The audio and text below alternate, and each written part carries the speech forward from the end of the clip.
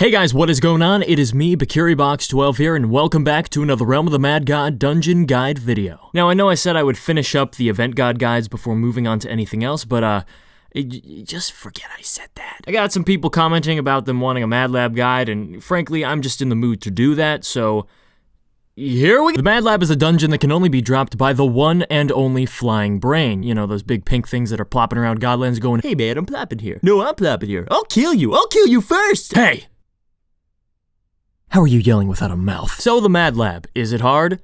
Yeah, it's very middle of the road in terms of its challenge. But I will say this, if you are a new player, it is possible for you to solo it. Will it take about 7 years to complete? Absolutely.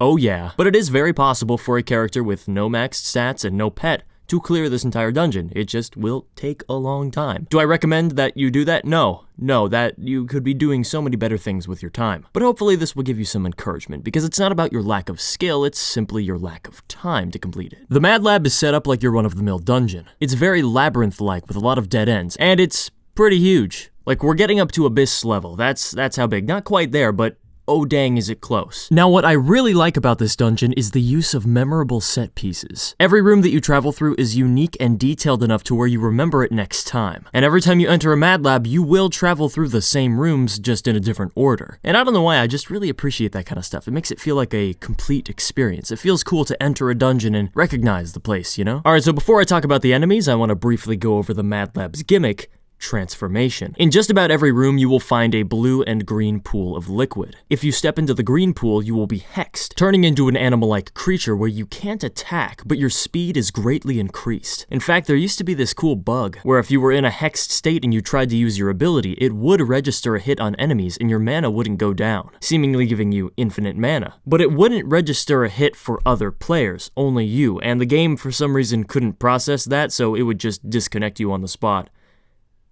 Yeah, good times. But if you didn't feel like running around as a freaking green dinosaur, then simply step into one of the blue pools and you will dispel the transformation. They were even courteous enough to put one of these blue pools right before the boss room. Wasn't that sweet? Also, similar to the snake pit, there will be destructible blocks that will prevent you from progressing. Although this time around, they have a substantial amount of health, so it'll take a little bit longer to destroy them. Also, a cool fact that I picked up from RotMG. If there were two pathways in a room that you could take, one of them being blocked off and the other not, the one that's blocked off will always lead towards the boss room. And it is possible that, I quote, "Sometimes the correct path isn't blocked off, but an incorrect path is never blocked off." Just let that sink in for a moment. Now for the enemies. In total, there are 5 different minions that you gotta watch out for, so let's start with the little guys. The Rampage Cyborg. This is one of the few enemies that will actually chase if it catches sight of you, but luckily it only has 1 bullet. It does deal 80 damage, but still, it's 1 bullet. I think you can manage that. The only concerning thing here is that while the Cyborg is chasing you, it will go into a growth phase, I guess for lack of a better word, where the Cyborg's body and shot will actually grow in size and deal more damage. But the main thing you have to worry about here is the self-destruct phase. Right before the Cyborg dies, he will glow red and just freaking explode. 8 fiery shots that deal 150 raw damage each. Yeah, don't sit on it, please, God. Have mercy. The key here is speed. Quickly kill them and you can move on. Next up we have the mini-bots, and I hate to break it to you guys, but they are the most annoying enemies in the dungeon. Hands down. Now why is this? I think you can take a guess. You know, just take a little stab in the dark and you can fake confusion. It's always confusion. It just wouldn't be a high-level dungeon without some way to mess with your mind. It's got 2 diagonal shots that each deal 80 damage and confuse you for 0.5 seconds. Now, the convenient thing about these shots being diagonal is that if you stand still, you won't actually get hit by them. It's only when you're moving around, especially while confused, that you'll actually be hit. And I'll be honest, on their own, the mini-bots aren't that bad. It's only when you're in a room with so many other foes that these guys become dangerous, because that confusion plays a key role in your demise. So if you want my advice, focus down the mini-bots first. Yes, I know the Cyborgs are just as bad, but you cannot risk a confusion. Focus them down, and then go for the bigger guys. Speaking of which, let's talk about them now. First up, we have the Escaped Experiment, or as I like to call them, Green Freaks. Look at him. It's definitely a more ruthless enemy compared to the previous two. Now, despite being a bigger target, it's still rather challenging to hit this enemy. He wanders around rather sporadically and constantly fires a single shot dealing 100 damage. There's no specific strategy I can give for dealing with him. The only way to kill him is to kill him. Just trust your instincts. Enforcer Bot 3000. Oh yeah, now we're getting into the girth of it. This is the second deadliest enemy in the dungeon for sure. It has 6 different shots at once, 2 different types. You have a spiral-esque electrical shot that deals 150, and a straight yellow bolt dealing 80, which by the way have deceptively long range. I didn't realize how far these projectiles went until I actually observed it, but luckily these guys fall under the construct formula from the UDL. If you keep your distance, you can easily evade the shots because of how wide they are. Now, if you're a melee character who has to get close to them, that's where the problems arise. They have 3,500 health, making them the strongest enemies in the dungeon that we faced so far. So if you do plan on killing these guys, not to mention if there's more than one in a room, it's gonna be a little mini marathon. But you wanna know something? Most of the time, you can just completely bypass these guys. I'm serious, you could just walk right past them. They don't chase after you. Now, since this game is very much based around RNG, there will be times where you can't move forward without getting hurt. They will literally just be standing there blocking your path. So you're either gonna have to wait them out or kill them, whichever comes first. Now, unfortunately, whenever you do kill an Enforcer Bot, it will spawn mini-bots. Yeah, of all the enemies you could have spawned, it had to be yeah, great. Yeah. Now, from the footage that I got, it seems that the Enforcer Bot spawns between 1 and 2 mini-bots, but I feel like I've seen 3 before. Could have just been faulty memory, but I feel like that's a possibility, so I wouldn't rule it out entirely. That's another incentive to just run past the Enforcer Bots, because you don't want any of those mini-bots running around. They will ruin your life. Finally, we have the Crusher Abomination. The most powerful, the most deadly enemy. It has a whopping 4,000 health with 40 def. And to top it off, the more that you attack it, the stronger it becomes. And it's not like if you attack him over time, he will keep on getting bigger. No, if you attack him once, just do a little bit of damage to him, he'll start going through his 4 phases. Like, there are no second chances here. You hit him or you don't. There's no middle ground. He'll start out dealing 80 damage, then 100, then 150, then 180. And each time he grows, the shots get faster and they go further. And as a little cherry on top, the green freaks actually heal him. Yes, they heal him. The struggle and risk of fighting a Crusher Abomination is not worth it, my friend. Run past these guys. If you have to take a wee bit of damage, it's okay. But fighting them, especially with God knows how many other enemies are in the room, isn't worth it. Just run past him, please, you'll thank me later. If you can't run past him, well then, clearly your only option is to fight. But most of the time, if you can avoid a fight, avoid it. A good little tip I can give you is using the destructible blocks in your favor. Only you can destroy them, enemies cannot. So if you break a small hole in there and hide on the other side, you can attack enemies from that hole. Now, it's not completely foolproof, they can still shoot through that small hole, but still, it's a nice little barricade to have. Now, there are some mid-tier items that these enemies can drop, so if that's what you're looking for, then maybe engaging in a fight is more your speed, but I would still recommend avoiding contact with the Crusher Abomination. You can fight the Enforcer Bots, but don't go for the Crushers.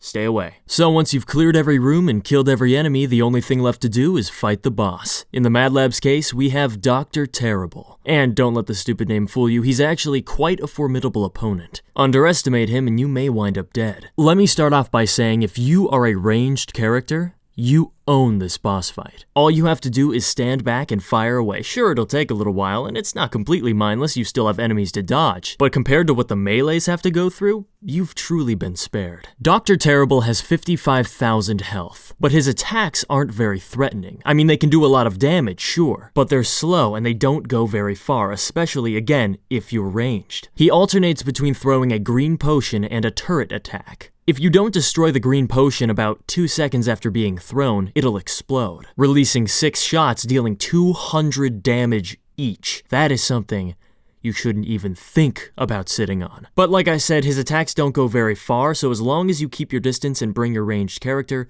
you should be fine. Or if you destroy it in time, that works too. As for the turret, it has a V-shaped double shot, very similar to the minibot, meaning if you stand in the middle, you can completely bypass the shots. And that's it. That's all that Dr. Terrible does. He just wanders around and throws stuff at you. That's it. He's not very intimidating on his own. What you have to worry about are the minions and your surroundings. Every so often, when he's had his fill, Dr. Terrible will retreat inside of his bubble and summon escaped experiments, mini-bots, and rampage cyborgs. This means that you have a few enemies in the room in addition to Dr. Terrible that deal a decent amount of damage, as well as having an enemy that can confuse you. But that's not the worst of it. In each corner of the room, there is a gas spawner, constantly emitting several waves of damage. If you get confused by a mini-bot and accidentally walk towards one, you're finished. The gas will turn off eventually, but my biggest recommendation for you for this entire fight is to stay in the middle. Make sure that the room right before the boss room is at least somewhat cleared, so that way in case you have to make a hasty retreat, you won't have to worry about an enemy getting the drop on you, and you can rest safely. Even if you're a melee, you should stay near the center. Yes, you're gonna have to get much closer and get your hands dirty, but don't wander too far away from your safe zone. That will be detrimental to your survival. At this point, it becomes a war of attrition between you and Dr. Terrible. Simply outlast him. He constantly loses health and you constantly regain it. Use that to your advantage. But once he's had just about enough of you, he'll deactivate the gas spawners and stop throwing turrets, nor will he retreat back into his bubble. Instead, he'll begin throwing potions twice as fast, which honestly I think is a much better deal than the alternative, so I'll take it. You know, it's crazy to think that when the Mad Lab was first released, Dr. Terrible actually healed himself while inside his container. Yeah, you can imagine how much harder soloing was back then. No pets either. But that's really all there is to it. It's not a super complicated boss fight.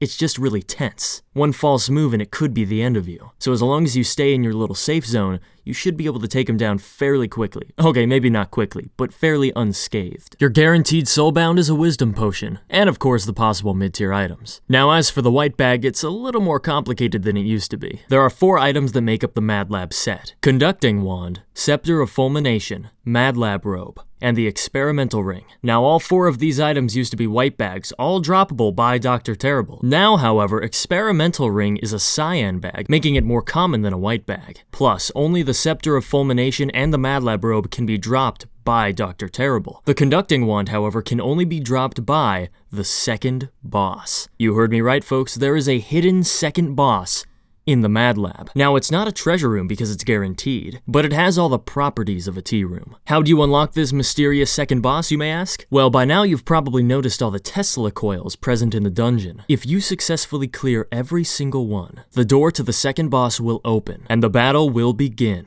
Now, compared to Dr. Terrible, it's much less stressful and fairly straightforward. You see, the second boss, called the Horrific Creation, can't be damaged in his normal state. So after he's done attacking and he's ready to chase you, stand inside of the green liquid. Once he catches sight of you, he'll dart after you straight into the pool. Now you gotta have some quick reflexes here so that way he doesn't hurt you, but once you dodge him, he will be hexed. Now quickly run to a blue pool, run back over and damage him as much as you can. After a few seconds, the creation will do the same and unhex itself. Repeat this however many times it takes, and that's that. And on a side note, can I just say this? I freaking love this idea. Using a gimmick found within the dungeon that you no doubt experimented with, and turning it into a weakness for the boss is not only a good design, but it was a smart decision. Now lucky for you, if you manage to kill the second boss, you're rewarded with a defense potion, not a lousy wisdom pot. So guys, that is my complete guide of the Mad Lab. Can I recommend this dungeon for new players to try out? Yes. However, bring friends. It's not something I recommend that you try soloing for the first time. Like I said in the beginning, it is possible, but not something I would condone. In fact, if you want my opinion, if you're only going after the first boss, you'd have much better luck doing a UDL. It's a much more reliable source of wisdom. And as far as defense goes, I'd say an Abyss is more worth your while. But if you're looking for something new and different, and you want a shot at that Sorcerer set, maybe the Mad Lab is for you. Give it a shot. Anyhow, thank you guys so much for watching. It means a lot to me, and as always, don't forget to check out the next episode whenever I post it, which will probably be soon. Alright. See ya.